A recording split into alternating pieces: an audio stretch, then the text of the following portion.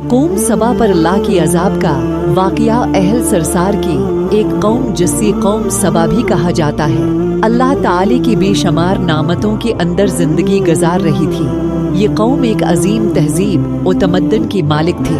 हज़रत दाऊद अलैहिस्सलाम और हज़रत सुलेमान अलैहिस्सलाम की बाज़मत हुकूमतों के बाद उनकी हुकूमत ज़बान ज़द खास वो आम थी। कहा जाता है कि ये लोग गंदम की मगज से आटा पसकर रोटियां पकाती थी, लेकिन उसी बरअक्स वो उस कदर इसराफ करने वाली और नाशकरी थी कि उन्हीं रोटियों के साथ बच्चों का पाखाना साफ करती थी। बाद अज़ां इन आलूदा रोटियों को इकट्ठा करने से एक पहाड़ बन गया था।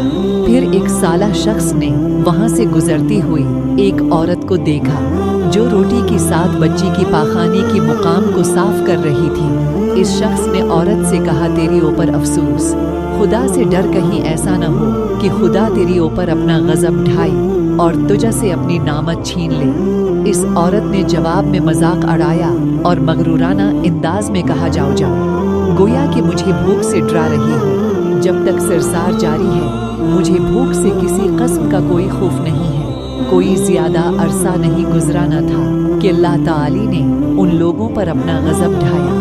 पानी जो कि जिंदगी की बुनियाद है उन लोगों से छीन लिया, यहाँ तक कि कहत नाजिल हुआ।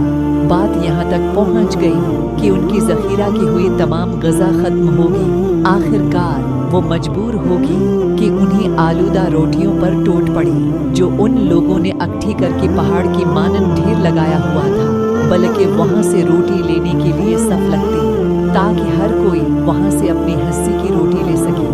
किफरान नामत कहत और उनकी बदहाली की बारी में मुतअद्दिद रवायात मौजूद हैं। सूरह नहल की आयत नंबर 112 और 113 में यूँ अरशाद होता है, और अल्लाह ने उस बस्ती की भी मिसाल बयान की है जो महफूज और मुतमईन थी। उसका रज़्क़ हर तरफ से बाकायदा आ रहा था, लेकिन इस बस्ती की रहने वालों ने अल्लाह की नामतों का इनकार किया तो खुदा ने उन्हें भूख और प्यास का मज़ा चखाया। सिर्फ उनके अनीमाल के बना पर के जो वो अंजाम दे रही थी, और यकीना उनके पास रसूल आया तो उन लोगों ने उनको झटलाया। तो फिर उन तक अजाब आ पहुंचा कि ये सब जुल्म करने वाली थी। इसी कौम सबा की बारी में एक और वाक़या बयान होता है कि उन लोगों ने अपनी ज़राअत को बेहतर तौर पर काशत करने के लिए पानी ज़ख़ीरा करने की खातिर बलक के दो पहाड़ों के दरमियान एक बहुत बड़ा बंद मार्ग तामीर किया हुआ था। सुराख और दूसरी पहाड़ों से गुजरा हुआ पानी उस बंद में आकर वाफिर मिक़दार में जमा हो जाता था। कौम सबा ने इस पानी से सही तौर पर इस्तिफादा करते हुए वसिया वो अरीद और बहुत से खूबसूरत बागात लगाए और कहीं थी बाड़ी को रौनक बख्शी। बागात की दरख्तों की शाखें इस कदर पहलों से लदी हुई होती थीं कि कहती हैं कि अगर कोई शख्स सिर पर टोकरी रखकर उनकी नीचे से गुजरता तो पहल खुद बखुद टोकरी में गिरना शुरू हो जाती और कलील मुद्दत में टोकरी ताज़ा पहलों से भर जाती। लेकिन नामतों की कसरत ने उन्हें शकर करने की बजाय सरमस्त और गाफिल कर दिया था। यहाँ तक कि उनके दरमियान बहुत बड़ा तबक़ाती निज़ाम वजूद में आ चुका था। उनमें से साहब इक़्तिदार लोगों ने कमज़ोरों और ज़ईफ़ों का खून चूसना शुरू कर रखा था। यहाँ तक कि उन लोगों ने खुदा से एक अहमकाना इल्तमास किया जिसका ज़िक्र सूरह सबा की आयत नंबर 19 में मिलता है।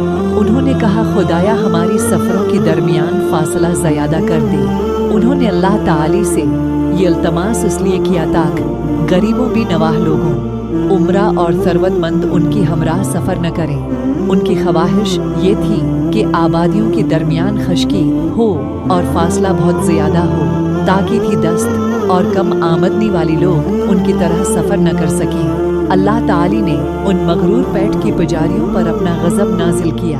बाज़ रवायतों के मुताबिक इन मगरूर लोगों की आंखों से दूर सहराई चूहों ने मारिब नामी बंद की दीवारों पर हमला करके उन्हें अंदर से खोखला कर दिया। अधर से बारिशें ज़्यादा हुई जिनकी वजह से सैलाब आ गया और इस बंद में पानी बहुत ज़्यादा इकट्ठा हो गया। अचानक बंद की दीवारें टूटी, उससे एक बहुत बड़ा सैलाब आया जिसमें तमाम देहात, आबादियाँ, माल मवेशी, बागात, कहीतियाँ, उनके महल और घर पानी में गरक होकर नाबूद हो गए। उनके बागात और ज़राअत में से सिर्फ बेरी के दरख्त और कुछ झाड़ियां बची थीं। वो शलहान परंदी वहां से कूच कर गई थी। जबक अलवों और कौम ने कौम सबा की खंडरात में अपनी घोंसली बना थी। इस बात का जिक्र सूरह सबा की आयत नंबर 15 और 16 में मिलता है और आखिर में सूरह सबा की आयत नंबर 17 में कुरान करीम में इस वाक़हा का यो नतीजा निकाला है। ये हमने उनकी नाशकरी की सज़ा दी है और हम ना शक्र